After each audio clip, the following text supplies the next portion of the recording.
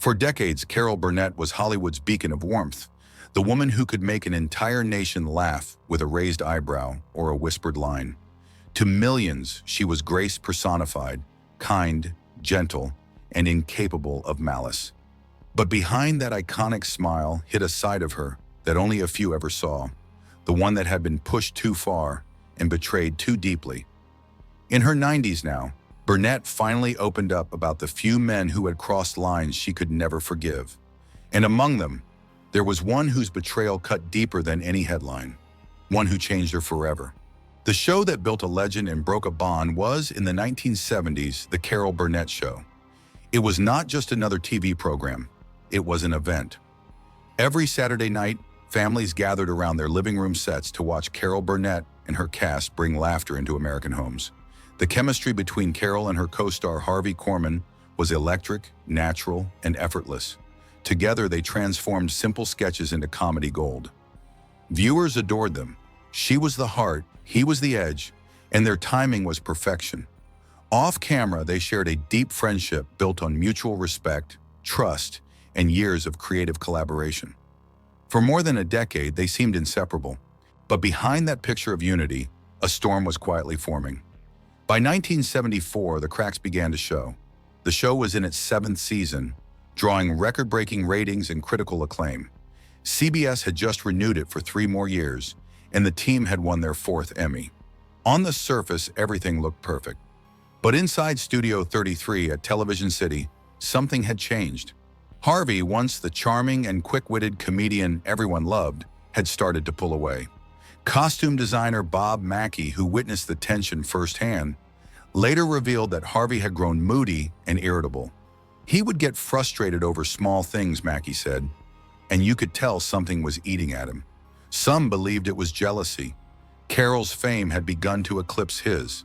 Though Harvey was essential to the show's success, the public saw it as her show, The Carol Burnett Show, and that hurt. He was proud, ambitious, and did not want to live in anyone's shadow, not even Carol's. The tension simmered for months until one April afternoon when it finally boiled over. The crew was rehearsing an episode featuring British singer Petula Clark, who had flown in from London. During one of Harvey's scenes, a lighting error left half his face in shadow. Normally, he would have shrugged it off. Instead, he erupted, shouting, "After all these years, can anyone get it right?" and slamming his script to the floor. The studio went still. Everyone froze, even Clark, who had just arrived. Director Dave Powers tried to calm him down, but Harvey was too angry to listen. Then came the line that changed everything. He snapped, "Even Carol doesn't notice?" That sentence, casual but cutting, hit Carol deeper than he realized. She stood up slowly from her seat in the audience, her expression calm but firm. "Harvey," she said evenly, "I've had enough. If you can't respect everyone here, you don't need to be here."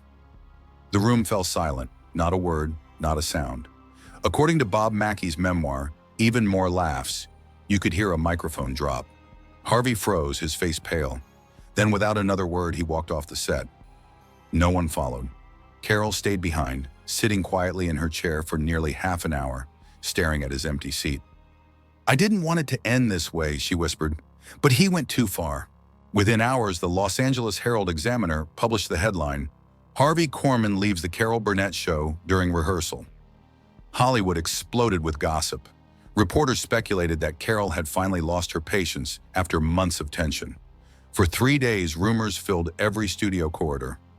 Friends called to ask what had happened, but Carol said nothing. She showed up to work, smiled, and kept filming.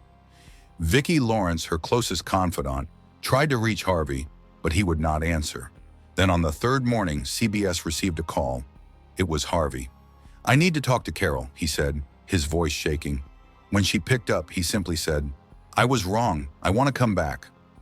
The next day, he returned to Studio 33. The crew watched as he apologized to everyone, then turned to Carol. "I forgot why I started," he admitted. She smiled softly, walked over, and hugged him. The room erupted in applause, but everyone present could feel that something had broken. The laughter they once shared so easily would never be the same again. Harvey stayed until 1977 before leaving quietly. Years later, when asked about him in an interview with Entertainment Tonight, Carol's response was bittersweet. She said, "Harvey made me laugh more than anyone and gave me the biggest headaches." That incident, later known as the Studio 33 blowup, became one of Hollywood's most legendary behind-the-scenes stories. For Carol, it marked the moment she learned that even laughter has limits, and that kindness, when tested too far, can turn into steel. The husband who betrayed her trust was a different kind of pain. While Burnett handled tension on set with grace, her private life was unraveling. Behind the curtain of laughter stood a marriage that had once been Hollywood's golden dream, her union with producer Joe Hamilton. They had met in 1960 on The Garry Moore Show, where Burnett was a rising star and Hamilton was already a respected producer. 10 years her senior, he became both her partner and her protector. When The Carol Burnett Show premiered in 1967, he was the architect behind the camera, guiding her every step. For years, they were unstoppable, the perfect balance of heart and precision. But by the mid-1970s, that harmony began to crack. As the show's success grew, Hamilton grew more controlling. He demanded final approval over guest lists and scripts, often cutting emotional scenes to focus purely on humor. Carol pushed back, telling him, "Audiences need heart as much as laughter."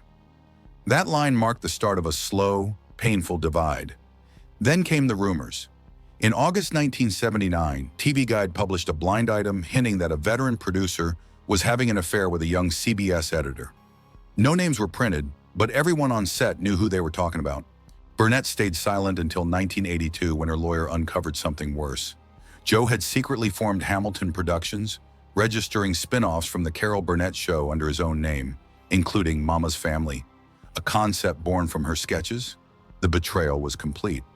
Burnett confronted him at their CBS office asking, "Do you think it's fair to turn what we built together into something just yours?" His reply was ice cold. "It's business, Carol, not emotion." That was the end. On March 3, 1983, she filed for divorce. The trial became one of Hollywood's ugliest asset battles. Reporters swarmed the courthouse. Through it all, Carol stayed composed. When the verdict came in 1984, she kept the show's name and half the syndication profits. Joe got 40%. "We were the best team until he forgot I was more than a partner," she told People magazine. After the divorce, she sent him one final message. White flowers at his funeral in 1991 with a note that read, "I wish you peace, Joe. As for me, the night Hollywood turned cold." Hollywood loved glitz, but it also loved hierarchy. And in 1968, Cary Grant stood at its top. That year, he received a Lifetime Achievement Award at the Beverly Hilton, and Carol Burnett, then America's favorite TV comedian, was among the guests. After the ceremony, she walked up to congratulate him, dressed in a red Bob Mackie gown and glowing with success. But what happened next became one of Hollywood's frostiest moments. A director at the table joked, "Cary, have you seen Carol's show? The whole country loves it." Grant smirked and replied, "Oh, that show, the one where she waves her arms, makes faces, and overacts. I don't understand why people enjoy that sort of thing." The room froze. Burnett did not flinch. She looked at him calmly and said, "Maybe people prefer laughing with real folks rather than with perfection." Then she walked away. 2 days later, the Los Angeles Times ran a small headline, "Cary Grant and Carol Burnett, a frosty encounter." Fans were outraged. CBS issued a statement defending her, saying, "Carol Burnett represents humor that is humane and intelligent, laughter born from empathy, not foolishness." Grant doubled down, telling Variety that he preferred more refined humor, something like the European style. It was a subtle jab, but everyone knew who he meant. The Feud quietly followed them for years. Paramount offered them a co-starring role in a 1970 musical. She declined, citing scheduling conflicts. Privately, she told friends, "I won't work with someone who looks down on women's laughter." Grant never apologized, but later admitted privately, "Carol is such a strong woman. She made me feel uneasy." The incident became a defining moment, not just for Burnett's dignity, but for her understanding of power. She did not fight back in the press. She fought back with success. Within 3 years, she had 3 Emmys, and The Carol Burnett Show became a cornerstone of American television. The long silence of SNL was another slight. Of all the slights Burnett endured, The one that stung the longest came from a man she had barely met. Lorne Michaels, the creator of Saturday Night Live. For nearly 50 years, Carol Burnett, the pioneer who paved the way for female comedians, was never invited to host SNL. The omission became one of television's strangest mysteries. The year was 1975. SNL had just premiered while the Carol Burnett Show dominated CBS. Critics suggested that having Burnett host SNL would unite two generations of comedy. Michaels allegedly dismissed the idea, saying she does not fit the spirit of the show. According to Live from New York, Back Bay Books 2002, one editor recalled Michaels calling her the face of old television. In 1981, the Washington Post reported that Burnett had expressed interest in hosting, but NBC never responded. Fans erupted. Hundreds wrote letters demanding to know why their favorite comedian was being ignored. NBC's response was vague. Guest hosts are chosen based on each season's content. Insiders said she felt quietly hurt, but never spoke publicly. During a 1980s appearance on Larry King Live, she smiled faintly and said, "Maybe I'm just not edgy enough for them." Years passed. Then in 2023, NBC honored her with Carol Burnett, 90 Years of Laughter and Love. When asked if she regretted never hosting SNL, she replied, "I guess they didn't need me, but I didn't need them either." That single line broke 50 years of silence and set the internet on fire. Thousands of fans flooded social media under Maschark to invite Carol to SNL, demanding NBC finally make things right. Burnett's message was clear: kindness is power, and silence can be louder than revenge. The mockery that became a lawsuit occurred by the 2000s when a new generation of comedy had taken over. Louder, edgier, and often meaner. Among them was Seth MacFarlane, the creator of Family Guy. In 2006, one episode featured a short parody of Burnett's most famous character, the Charwoman. But instead of honoring her, the scene mocked her image in a suggestive setting. For Burnett, then 73, it felt like a slap in the face.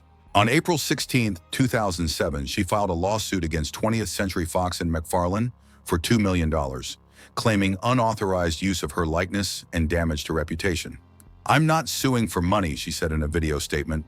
"I just want people to remember that some characters belong to the hearts of the audience." The case drew national attention. Critics debated whether parody could cross into disrespect. In July 2007, the court dismissed the lawsuit under fair use. But Burnett won in a different way. Public opinion overwhelmingly sided with her. Entertainment Weekly later wrote, "She didn't win in court, she won in history." Years later, during CBS's 70th anniversary gala, Burnett and MacFarlane sat in the same row.